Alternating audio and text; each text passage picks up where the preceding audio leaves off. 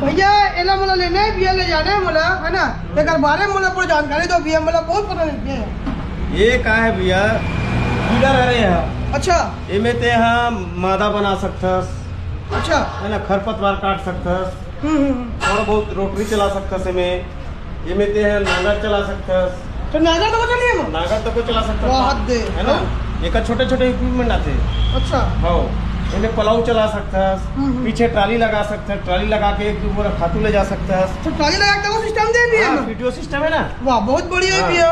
इनमें trolley attach कर सकथस और ट्राली एक एक भैया प्राइस बता दो ये कहाँ मिलने वाला बता दो भैया। 32,000 रुपया का ही भैया। अच्छा। ये कमला मोटर्स ग्रुप में गंज पार्क पास जो रिलायंस पेट्रोल पंप है ना, हाँ हाँ हाँ उसके बगल में हमें भैया। अच्छा अच्छा अच्छा ठीक है और धन्यवाद। इनमें सबसे बढ़िया बात ये है कि पेट्रोल चलित है। अच्छा इनमें वाइब्रेशन नहीं है, किसान थकासी नहीं लगेंगे अच्छा अच्छा है ना। ठीक है